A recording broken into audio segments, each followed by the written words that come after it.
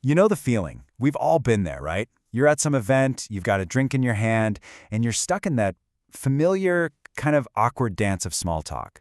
It's this whole world of handshakes and introductions that, if we're being honest, feels more like a chore than a real opportunity. But what if we could just completely change the rules of that game? What if we could turn those stiff handshakes into something more like collaborative mind maps? Well, let's get into it. It almost always kicks off with this question, doesn't it? So, what do you do? And on the surface, it seems totally harmless. But that one question immediately sends the conversation down this very narrow, super predictable, and frankly, pretty boring path. Because what happens next isn't really a conversation at all. The source material for this explainer has a perfect name for it, a resume exchange. And that's exactly what it feels like. It's this transactional, almost robotic trading of professional stats. We're not actually connecting, we're just swapping data points off our LinkedIn profiles. Now, this is where a really cool metaphor comes in. Think of this whole exchange like two soldiers comparing medals. I'll show you my shiny job title, you show me yours. I mention a big project, you mention an award. We're basically just sizing each other up, seeing who outranks who.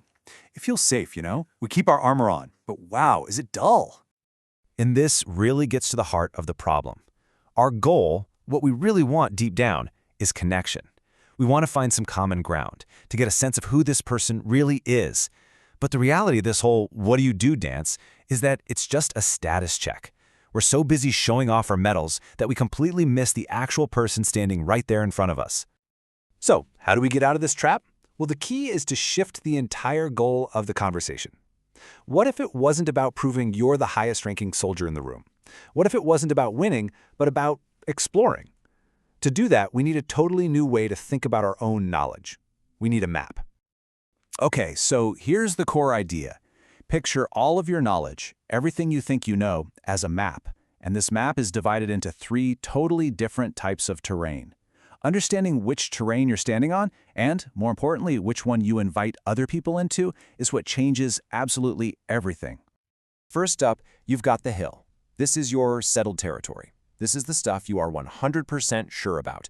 It's your area of expertise, your core beliefs, your job title. It's safe up on your hill, you've got a great view, but it's also static. And if you stay on your hill during a conversation, you're not connecting, you're lecturing.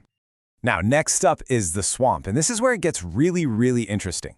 The swamp is that messy middle ground. It's the stuff you're actively wrestling with, the ideas you're rethinking. Admitting you're in the swamp, saying something like, I'm really struggling to figure this out, is incredibly magnetic. It's an invitation for someone to help you navigate, and that is where real connection happens. And finally, there's the void. This is the great unknown. This is the part of the map that is just completely blank. And standing here admitting, I know absolutely nothing about that, isn't a weakness at all. It's the frontier of pure curiosity. It opens up the space for genuine, unfiltered exploration. So let's just break that down one more time. The hill, that's for lecturing, the swamp is for connecting, and the void is for exploring. The big takeaway here is that the best, most memorable, most productive conversations almost always happen when we get brave enough to step off our comfortable hill and wander into that messier territory.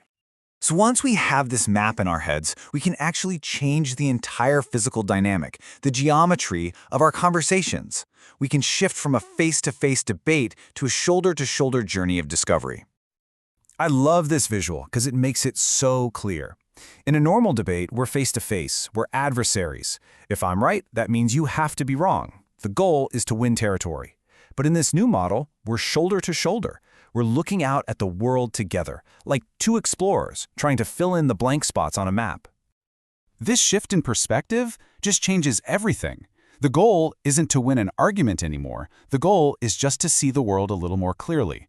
So if you point out a flaw in my map, if you say, hey, just so you know, that road is actually closed, I don't feel defeated. I feel grateful. You just saved me from getting lost. Seriously, can you just imagine being at a party or in a meeting where this is the default attitude? Not, let me prove to you that I'm right, but wait a second, my map is different than your map. That's fascinating. Let's compare them. That's a room where incredible learning and real innovation can actually happen. Okay, so this all sounds great in theory, but how do we actually do it? How do we unlock this map room in a real, live conversation? Well, it turns out there's a key. A simple, much more revealing question that we can use instead of, what do you do? Here it is. What is something you've changed your mind about recently? Just let that sink in for a second. It's totally unexpected, it's thoughtful, and it's incredibly powerful for completely derailing that boring, rehearsed small talk script. So, why is this one question so effective? Well, first, it immediately pulls the other person off their safe rehearsed script up on the hill. Second, it sends a clear signal that you're someone who values curiosity and flexibility, not just rigid certainty. And maybe most importantly, it zips the conversation directly into the swamp, which, as we now know, is where all the good stuff happens. What this question really does is reframe the entire point of the interaction. You're no longer asking for a statistic from their resume. You are extending a genuine invitation for them to share a story about learning something new, about evolving, about seeing the world in a different way. And that is just a fundamentally more human, more connecting experience.